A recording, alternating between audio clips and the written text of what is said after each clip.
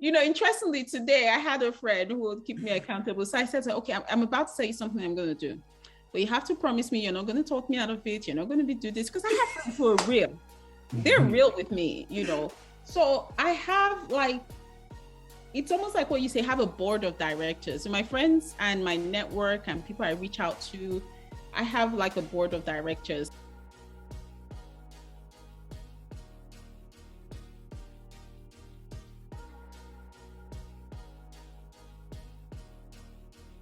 So we're gonna get in our zone. I think I'm gonna keep my hat on. The head's a little chilly down here. So yeah, you know why? You know why I'm laughing is because Yvonne, last time we all had hats on.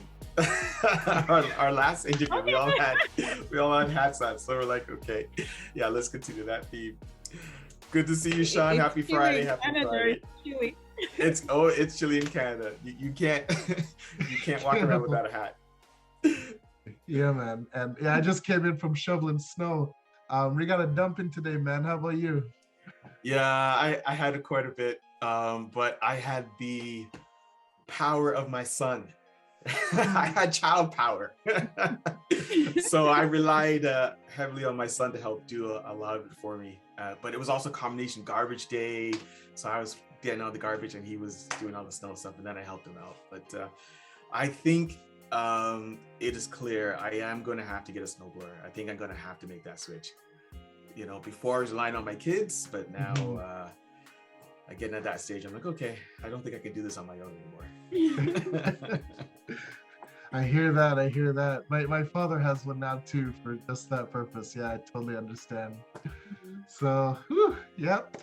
Here we go. And that's just managing the different seasons that we're in.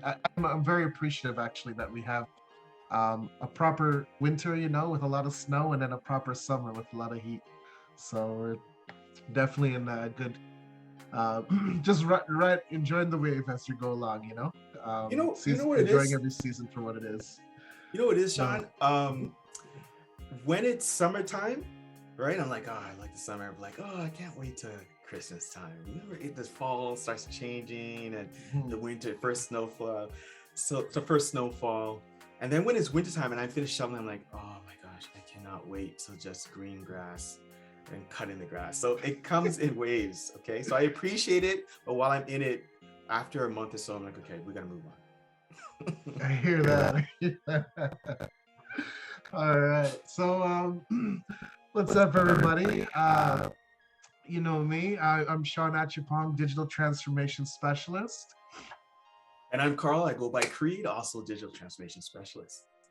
Right on. And here at As Is To Be, you know how we do. We love to unpack stories of people's transformation, both in their own life, in their professional life, but really in any walk of life. Just the transformation and the evolution that they go through. And we have a super exciting guest today. I'm a little biased. She's been a wonderful mentor to me early in my career. That we have Yvonne Ruke Akpoveta on the line. Thanks for joining us, Yvonne. Great to be here. Thanks for having me. Nice to meet you both. Nice to reconnect, Sean and Cal. Nice to connect, yes. In person. I say in person because these days virtually is in person. I'll take it. I'll take that. Any type of, contact I'll take right now. Okay. I know, before when we said nice to meet you, it meant we met the person in person. Now when we say nice to meet you, it means we've met virtually, at least minimum. Yeah. So it's all good. Yes. So true. That is so true. Carl and I, we've met once in person, and we've known each other for many years now, for about 5 years now, give or take.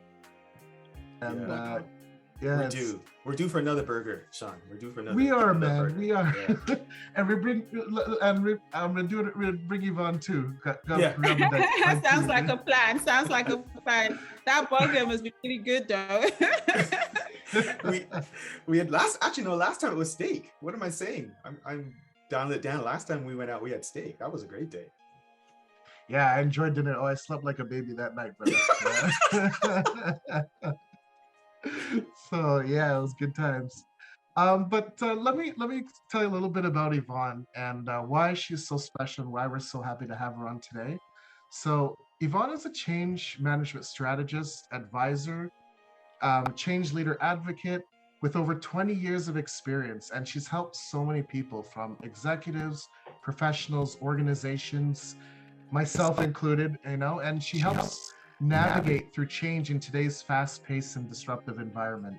Um, she's passionate about helping professionals, organizations lead change better and faster. She's worked with organizations including like RBC, TD, Deloitte, Loblaws, JP Morgan Chase. So like some real big dogs. And she's helped them through strategic, technological, and various change initiatives. She's also the founder of Change Leadership, a series of events and community focused on preparing professionals and organizations to respond better in their industry. She's a honors bachelor's in business information technology from London Guildhall University, and she has an MBA at Warwick Business School and a Change Leadership certificate from Cornell University.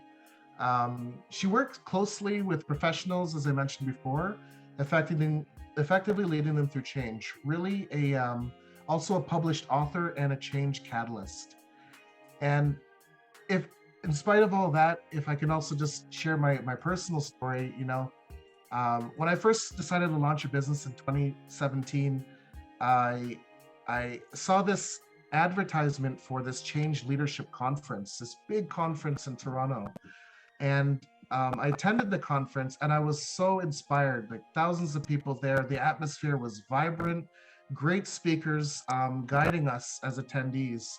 And the speaker, Yvonne, the host, the creator, the founder of it, I was so inspired by her. I was like, oh my gosh, I'm gonna wait late. I'm gonna make sure I just get a chance to say a personal hello. I know how busy she is on the day of the conference, but I was just so amazed. I know change management, but I didn't really understand change leadership. And it's been a 5-year journey since that day to really unpack in myself and in the organizations that I help in their change leadership journey. And it's been just a catalyst that's inspired me and led me in my own business and a path of success. She's been a wonderful mentor. So yeah. Oh, thank you, Sean. Thank you, Sean. I'm there listening to that and I'm like, me. Okay, I'll take it. Thank you, Sean. It's been great knowing you. Thank you. Yvonne, that is, Sean, that's beautiful to hear that. And Yvonne, change catalysts, I just love to hear those terms. Why don't you tell me what it was like to actually come to terms where you decided to become a change catalyst? Because from my perspective, I'm not saying I got pushed into it, but someone said you should start considering these type of projects and these concepts. And I said no right off the bat. I'm like, no, I don't think that's where I'm good at. But I had a good mentor that said, no, that's an area you need to get into. Tell me, what was your story? How did you become a change catalyst? Oh, Lord. You pushed into it as well? No, not at all. It found me. I found it. I'm not quite sure which one, but we'll make it that way. So I'll say it goes back over 20 years ago. So let me age myself a little bit. Right out of university over 20 years ago, got out there, first job. I said, this is it for life, because 22, 23 years ago, that was it. You got out of university, you found that perfect job, you stayed in the job, you got your pension, got everything, you rose in the organization. And hey, I just got this job that was perfect alignment with university.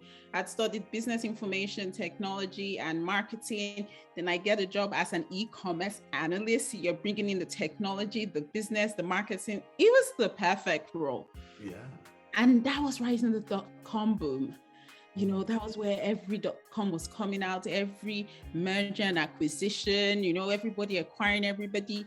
And the organization I was working for then got acquired. by this bigger telecoms organization. I was with this internet, now they call it digital, but internet, .com company. And I did not see the writing on the wall. When I said I did not see the writing on the wall I'm straight out of university, all fresh eye and, green and all of that.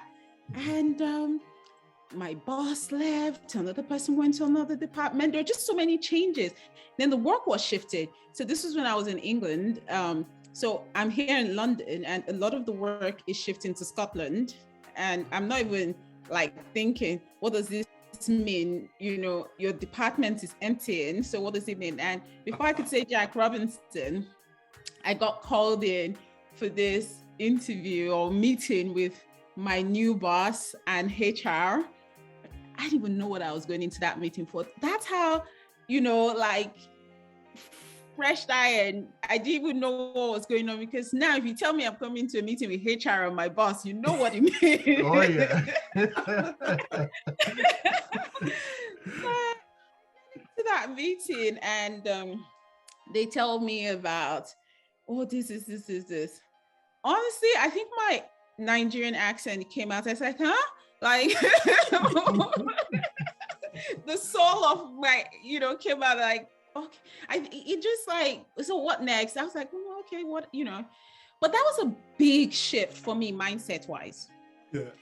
That no job is permanent, and you have to take control of your future, your career, your path. No organization is going to handhold you, nothing, because that was when they said, your job is gone, this. So remember I told you at the beginning, I got into this role thinking that was it for life. Now, my very first job told me there's no job for life.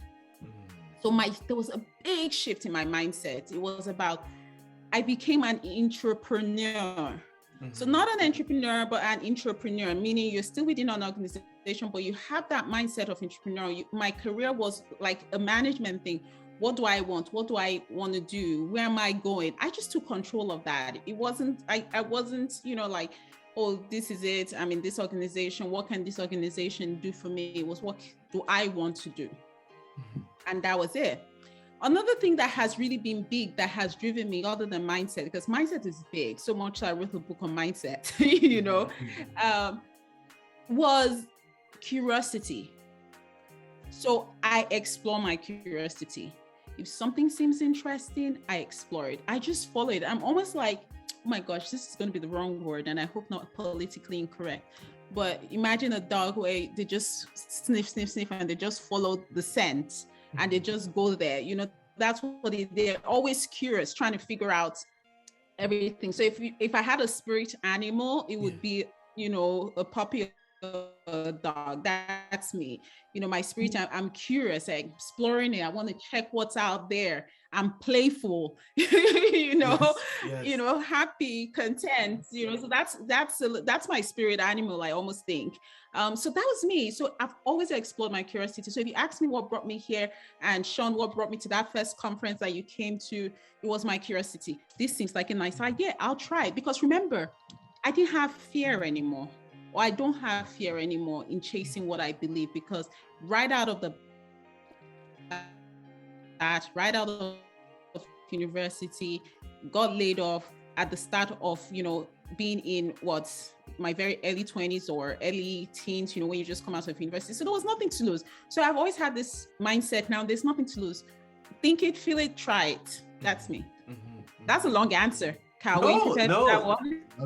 I loved it. I loved it. I want to know more about the curiosity. So looking back now, 20 years, do you still have that curiosity? Is it yes. changed? And how so? How do you keep that curiosity alive? I still have that curiosity, because I'm blessed now to be my calling, because my curiosity has led me into my calling. So what I do now is my calling, is what I feel I'm called to do around change. I also, call myself a change leadership advocate, because what I do now is so strongly tied into a bigger purpose. And that purpose is because I believe when change is done right in organization, there's a positive and big impact on employee mental well-being, the economic situation. And when organizations prosper, guess who prospers as well? the community.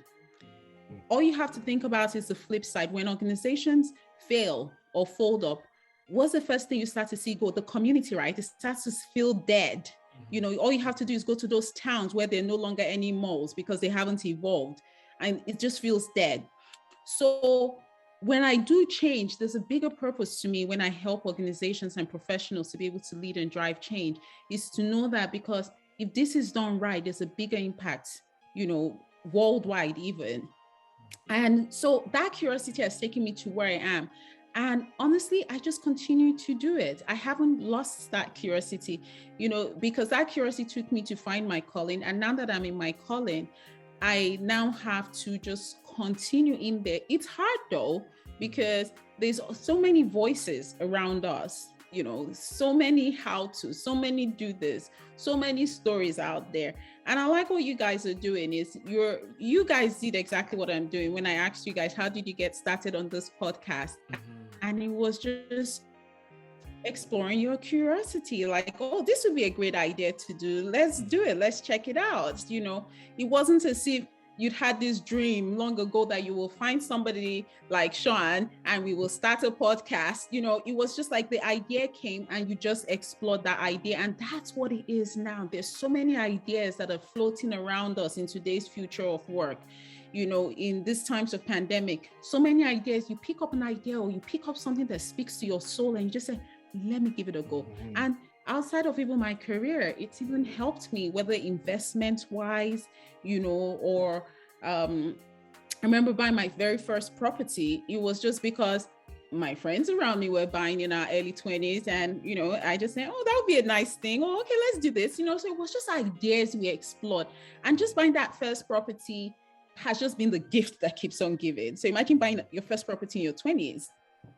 That's income that will take you through to your 40s to keep on investing, you know, type of thing. So everything has always just been, you see it, you know, okay, there's no harm in trying it out. That's my approach to life. I think this is a scripture. It's a scripture. And I will say, fulfill all righteousness. I make sure I have fulfilled all righteousness. I want to know that I did it. I tried it and I failed. So I feel it's better to have tried and failed than never to have tried at all. That's my philosophy too in life. I love that. And it makes me think, you know, because I've always found you to be extremely unique in your style, just inviting and contagious, that just spirit of curiosity. But I find it to be unique and rare. And one of the goals that I have personally is try to enable that in others who may not be, you know, might be a little bit more shy or reserved. I'm fascinated from your perspectives. I know how many people that you meet and you coach and support. How do you instill that that drive in others? I don't instill it in others, and I don't try to instill it to others. So first of all, if I told you guys I was an introvert, would you believe me? No, not at all. No, I could say yes. Okay, so I'm an ambivert. Yes. So Okay. I'm an ambivert. Yeah. I'm an ambivert, so not fully introverted. But I am very introverted. But because I have extroverted tendencies, I lean towards my ambiverted side. So I'm in the middle. But honestly, I love my introverted side. I love to work from home. I love to be at home. And before this podcast, I was knackered. I was just tired. But the minute I just start interacting with people, the energy just comes. And believe me, after this, I'm just going to be like, oh, okay. Yes. You know, yes. That's me. Yeah. I can completely relate to that. So Sean, to answer your question is, I would say people have to find their strength and act on their strength, because you can't really make somebody be who they're not, but you have to make them believe in that, in what they have, there's a strength to it. So it's really like when you think about, or if you read the book Strength Finder, it's like finding your strength and working from your strength in it, because your strength is what will make a way for you. It's what will create that path for you. It's what will make you connect with people, because people are looking for people like them. You know, so there might be some people that gravitate towards me and they don't, and some people who don't. Some people might think I speak too fast. I'm all out there. Some people might like that quiet, introverted person. But what I always do is allow people to shine in their strength. So I help them recognize what they're good at. I help instill that confidence that you are good at what you're doing. Because sometimes the reason why people don't even come out of their shell is because they're scared and they're afraid. And which is one of the things that my father was great at with me growing up, was I spoke and he allowed me to speak. And he did not allow anyone to shut me up. That was big. So I have always been able to speak out. And, I've always had that confidence to speak out. And honestly, I think that even now I'm trying to stop speaking out. like, hey, well, you don't have to always say everything, kind of thing. So, but, so when it comes to really exploring my strength or my curiosity, that's protection that my father gave me to be able to do that has played a huge role, because sometimes we all have certain things, but we're scared of speaking out. We're scared of doing. So all I do is help people recognize that they're there. So sometimes I might look at somebody's resume and I start speaking to them, and you find that just in their resume, I do this sometimes as part of my coaching in my Change Leadership Accelerator program, depending on the needs of my clients or my students. And I start asking them things, and I find they have certain strengths that are not even on their resume. Okay, but why isn't this there? Why isn't that there? And they're afraid to put it down there, or they don't recognize that strength in themselves. So just having someone sometimes that believes in them and supports them and shows them what they might not be seeing helps them become more confident to truly come to themselves of whoever they are. Makes a lot of sense. Yeah. And yeah, I can see that. Yeah, because almost helping someone explore and find their inner strength. And also the support so they can gain the courage to courage and confidence. I think we all suffer from that, all of the inferiority complex. Maybe we might not be good enough. And what's that word now that everybody, imposter syndrome as well? It's there, it's real. Sometimes I used to think, oh, what's all this imposter syndrome? Then I experienced it at some time where you think, okay, so like, can I be a little bit real here? Bring it out, let's hear it. I remember when, I first went on Clubhouse. Oh my gosh, I'm saying this publicly. I don't believe it.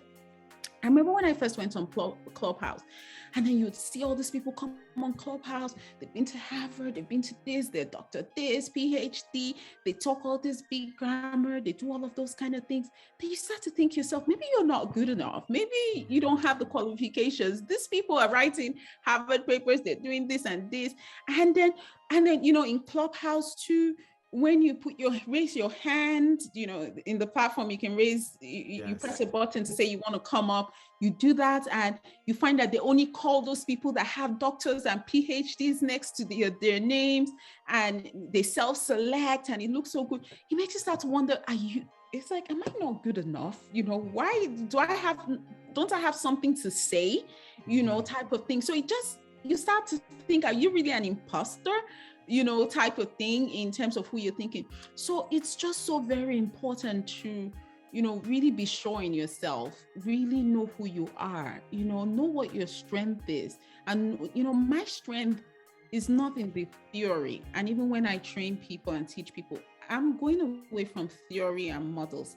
I'm going to, what does it mean to really lead change that is making a difference in the organization and in people's lives? That's what I'm about. So I'm not about theory. And so I know that was what it was for me. It's practical, it's simplified. That's what's taken me through and created success for me, repeated times, because of my ability to just simplify it and talk to my clients or my stakeholders and my users in just a human to human terms. But when you're faced with all these people who are using big words and grammar and PhD and talking about this theoretical model and all of those kind of things, you start to think, OMG, maybe I need to keep quiet. Do I know anything? But gosh, I studied these things. I went through an MBA, done all of those things. And to me, at the end of the day, what's important is how you connect with people and being yourself. So there's a place for those people, and there's a place for me, and there's a place for you. There's a place for everyone. We just have to find our space, our people, our audience, our strength.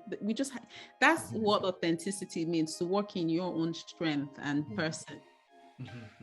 Do you find there's any differences between different generations, like the baby boomers from the millennials and the Gen Xers? Do you find the approach to help them find themselves and inspire others, do you find your approach to working with different generations or age brackets, do you find any difference between them? Oh Lord, that's a really difficult question or hard question for me, because first of all, I have to sometimes go to the dictionary and differentiate who is the baby boomers versus the millennials, the X, Y, and Z. But what I'll say is simply what I notice is, my group, which I don't know, tell me the age of, what's the age for baby? Oh, wait a minute now. You want us to ask your age? I was told that's very unpolite. I've been doing this for several years, and I know not to ask her. No, I'm trying to think now. Tell me the gap for the baby boomers versus the next one is after them is two. Yeah, the Gen Xers. Yeah, so the baby boomers is like, from the 58 to like 67 age range, or around 64. Gen Xers is 65 through 80, born 80 up to 80.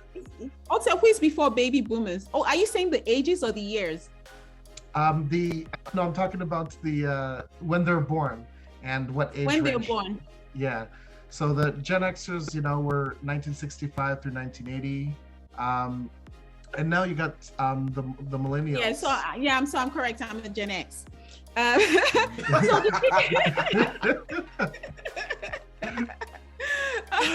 didn't want to ask you. I did not want to ask, but hey, okay, I'm a Gen X as well. Welcome aboard. I just wanted to be sure. I didn't want to, go through that. So I'm a Gen X for sure.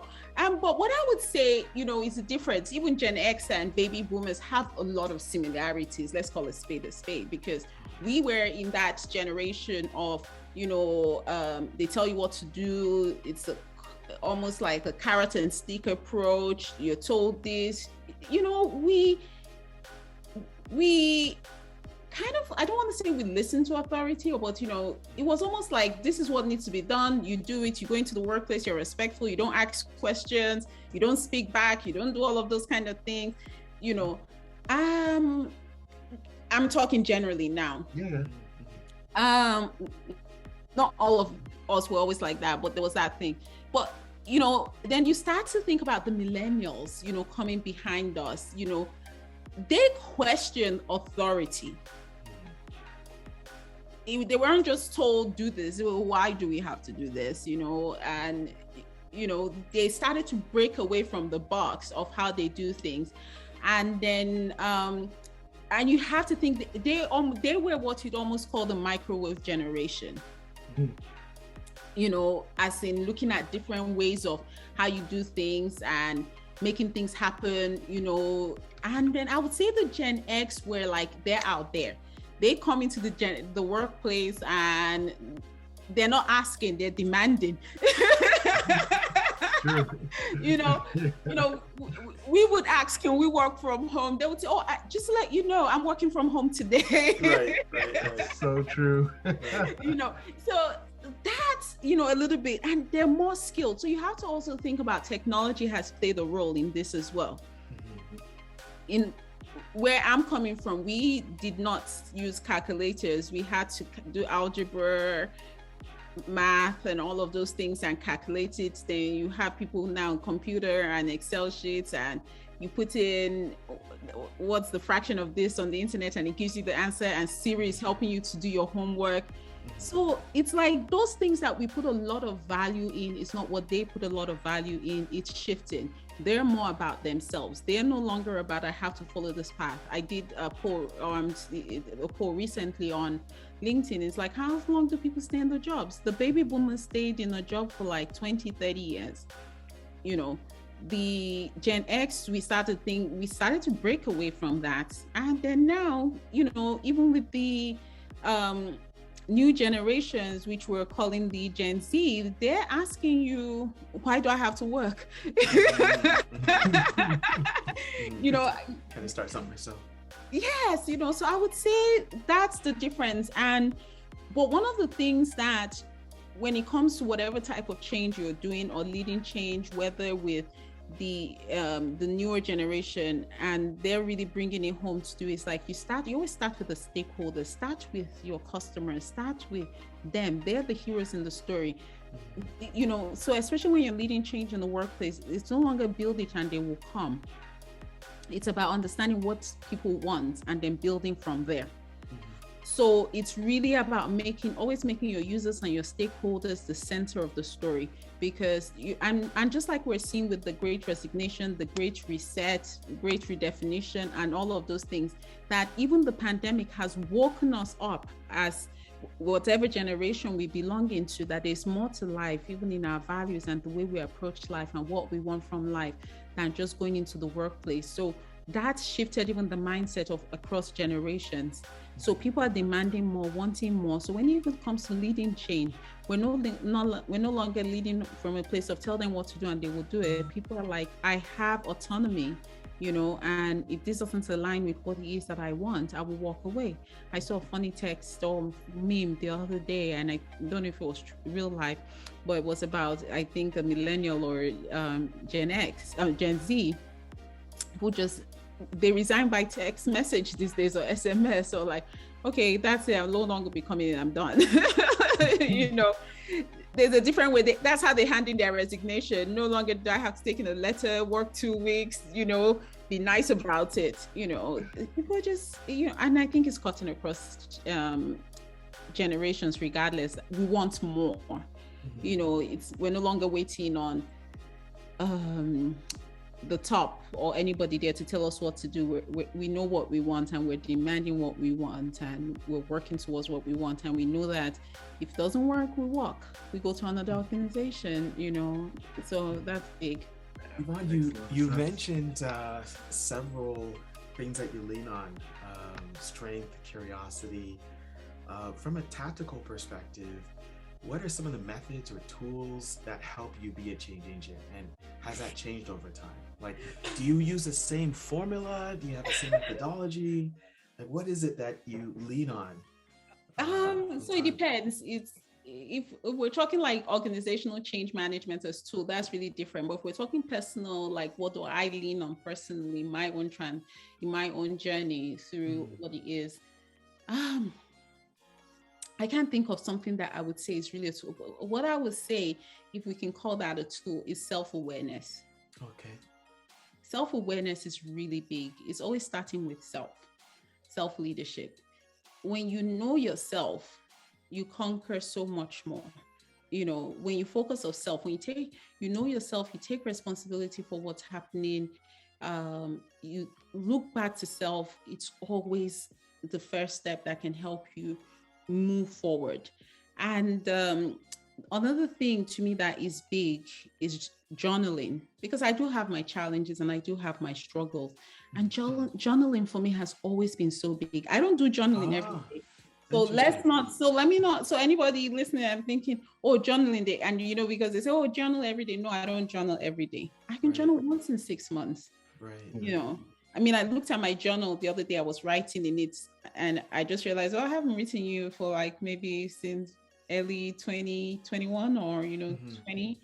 But journaling is where if there's so much going on around me, so much overwhelm going around me, I just pour my thoughts out on paper.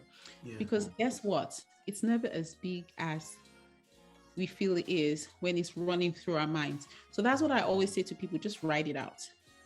Right. I can relate to that. Like, I mean, I use still sticky notes. I have my wall full of do this, do that, just to get an understanding and get those things off my head. out of my head onto paper. I also like to go back to where you were mentioning that you're not an extrovert, and I can totally understand with the aspect where you're in the middle of the spectrum, because it takes a lot of effort and energy to be a change agent. What is sort of your journaling is your other aspect where you do your downtime, but let's talk about right after you've done maybe a workshop or a session where Sean attended. What is your decompress? Like, what is your getting ready for your next event? Like, what do you do? Yeah. Okay. So first of all, journaling is not something that, I do just, okay, let me relax or something. Journaling is what I do when I'm overwhelmed and burnt out.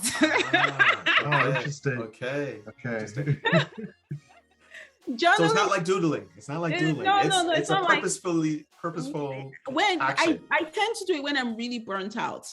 So like after a conference, I get burnt out. And that's when, I'm going to be honest with you, I started to sink. Really, oh my gosh, I'm almost in a place of depression. And every year after a conference, it's always the same thing. Because now when I feel so burnt out and I go back and I start realizing, oh my gosh, this happened to you last year. It happened to you the year before. So as soon as a conference is done, I just dip immediately because I suddenly want to rest, but I cannot rest because I just feel lost. Yeah. I feel depleted. I feel lost. I know I should rest, but I can't rest because if I'm resting, I feel restless and I don't know what to do, So that's why I say it's know thyself.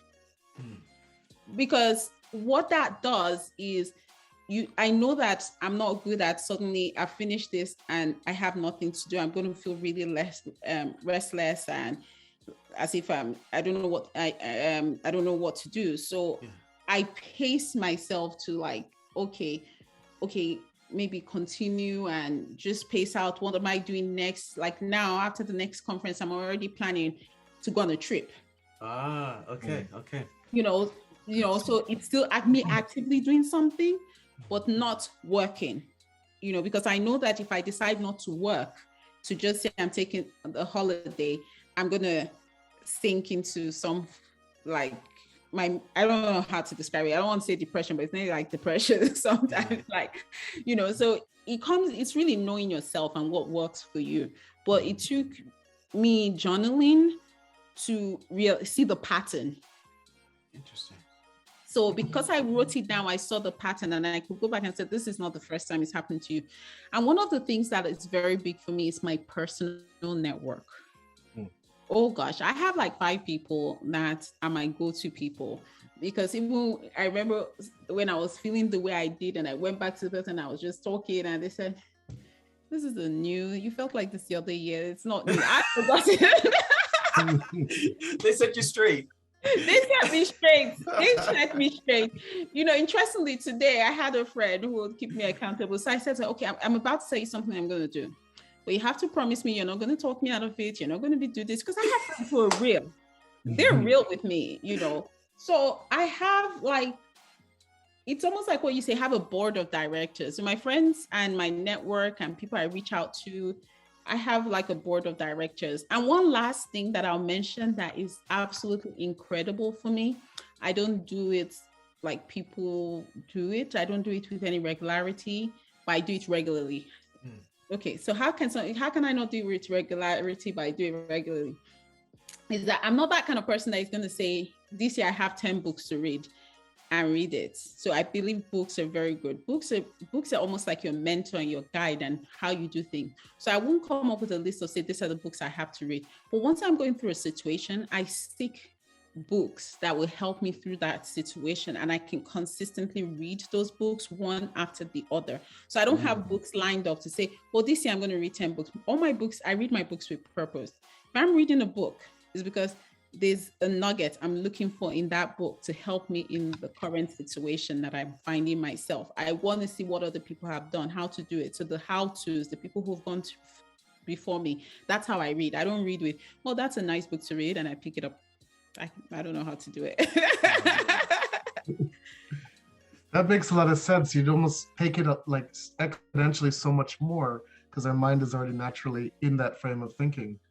Because you're actively reading it for answers, as opposed to just reading it for it's nice to, I wouldn't even remember I read it if I read it for, oh, this is a nice book to read. No, it has to link to something that I can immediately apply. That makes sense. I love it. So it's just great hearing your story and great hearing just your thought process, really.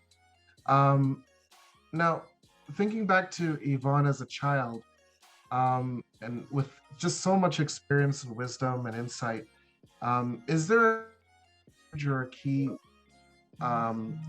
bit of information or advice that you would give Yvonne of today back to Yvonne as a child? That's a tough one. You know why I say it's a tough one?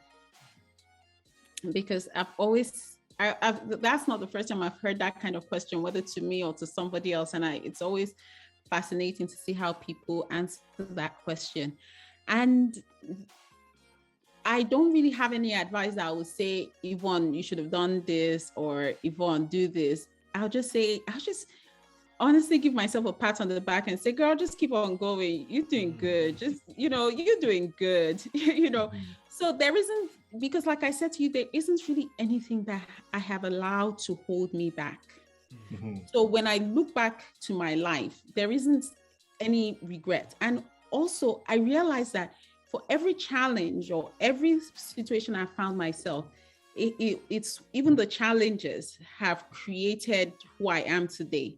So two things. One, like I said, is that because I have never held myself back from pursuing or doing what I want to do, there's nothing that I would do differently that I'll say, Yvonne, you should have done this. And secondly, anything that I have experienced that somebody might say, oh my gosh, I wish I'd done this differently. I realize that every experience has been critical to creating who I am as a person today. So I would say, girl, you got this, keep going. That's what I would say.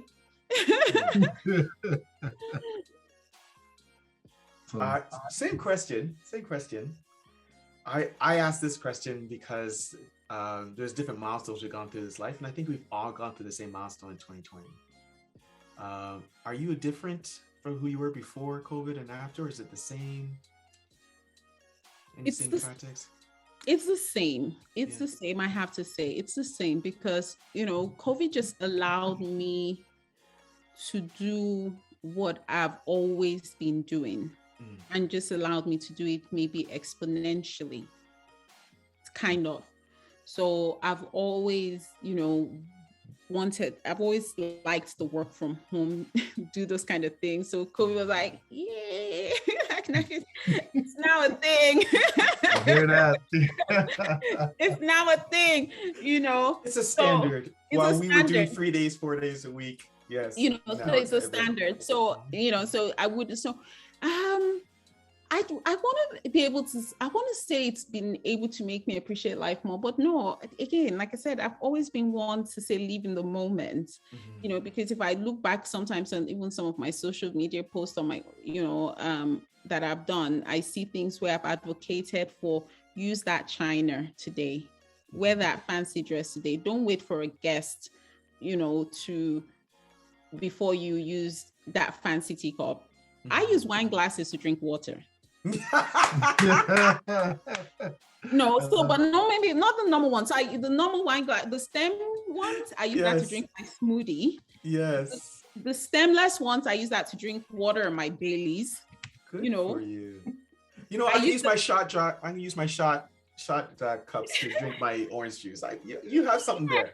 I use my beer glass to drink water. Yes.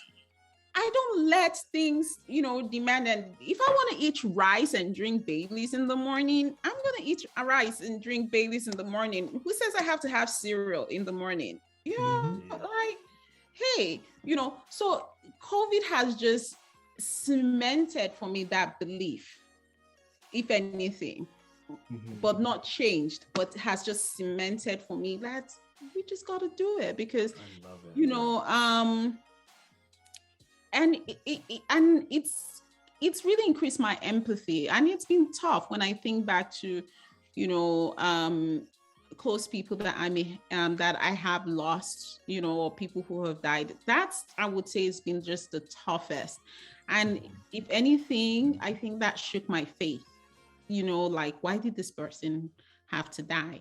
That was, I think, if there's any one thing that it shifted the needle for me. I mean, people have always passed away or do this and you question, but I think, that's one thing where there was a shift in the needle for me to just look at, my spirituality in a different way and what it means to pray. Now that's sobering, isn't it? No, that's very profound. Real. It's very profound. I love the fact that it's cemented what's already there. Yvonne, I think that's very well said, and I completely agree.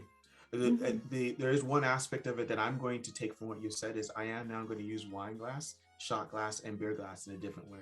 We have to. I mean, who invented this thing? Who invented don't wear white in, what did they call it? Don't wear white in this season or after October or even after Labor Day, you don't wear white or something like, what the heck? Okay. Why don't you wear white? Please tell me. All these rules, and that's the thing with life. And even in organizations, you go into organizations, because I started off, even as a business analyst, and you say, why are you doing this? Oh, we're doing it because we've always done this. Done it that way. Yeah. And then why did that person always do it? That person always did it that way because maybe it was a workaround, because something didn't exist. They didn't have a system. It didn't work that way. The printer wasn't working. So because we didn't have a printer, we always printed the document so we could have a copy, or we didn't have a server or knowledge center, so we did this thing. Now we have a lot of those things, but you still see people using the same processes because we've always done it that way. So, why? So I'm a big why. Why are we doing this? Why? Why are you? Why? Let's question it, Why? Why? Let's always ask ourselves why. Because, and I have to do that to myself too. Like, I recently had to make a big decision. And it's like, okay, why are you doing it? Why didn't you want to do it? Why? Ask yourself those questions. That's what I mean about self-awareness is such a big tool. Just be this, and one thing that drives me is, okay, if I die today, I always get scared to say that, but if I die today, how would I feel? Did I do everything I wanted to do? Did I feel comfortable? Was I saving something for another day? And then that other day comes and, today is all we're promised, So it's like, let's make the best of it. Absolutely. Amen. Wow. That was deep, man. That was real deep. I love this conversation. Within, like 45 minutes, I'll be self-reflecting a lot, learning. Man, yeah. It's going to take a minute to just pull my head out from this one. Yeah, definitely. Every time I talk to Yvonne, and again, why I was so happy that she's joined us here today. Every time I talk to Yvonne, there's always like a ripple of things that are now like stuck to me, and I just carry in my thought and my thinking and my growth going forward. So yeah. You asked once, you asked at the beginning, Yvonne, why we do this. And this is one of the reasons. There's certainly digital transformation is one aspect, but the learnings that we get from having these guests talking about their transformation and using that as a way for us to transform as well. This is one of the reasons why we do this. And so this was a very enjoyable conversation. This was off the script, very, right? Hint. This is very off the script.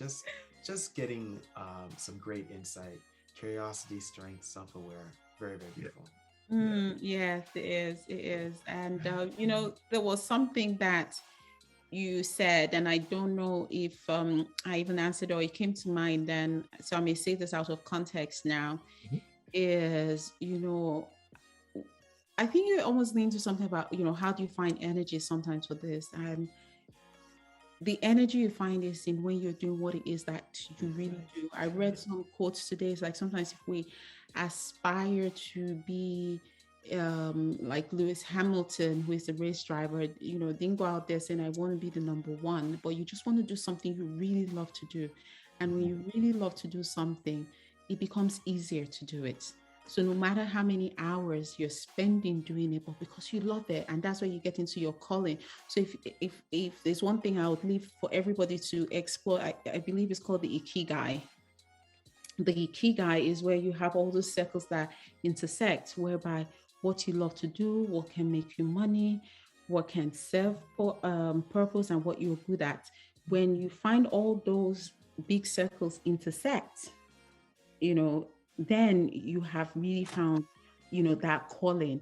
And the Ikigai spelled Ikigai, Ikigai, along those lines. When you can find that, that's where I find my energy in doing what I love to do. And I can just talk for ages, like I say, as long as I'm in my calling, you wake me up, and if I'm just doing what I love to do, I find the energy. I don't know where it is, I can keep on sharing here. But I remember I was about to go on a call and somebody are teaching, and I just yawned a little bit. The person said, "Oh my gosh, you're yawning. Are you okay? Are you tired? Are you going to be able to do this?" And it's like, "Oh, I'll make it happen." And I got there, and when we finished, it was like, "Was that you?" But it was something I love to do. So somewhere, somehow, from the core of you, the energy just explodes, because you are in what you have been crafted and created to do. Love that. All right. And there you have it, folks. Thank you again, Yvonne, for joining us today. And again, of course, Carl, brother, man, it's been a peach as always. It's been awesome. Great day. Yeah, man. Great day. So everyone out there, I usually say stay cool, but today it's kind of cold and snowy here. And I still got my two pants. So I just tell everyone to stay hot today, And stay warm. Stay warm. And always remember that you can live your life as is, or you can chase a dream of where you want your future to be. Peace. Peace. And that's a wrap.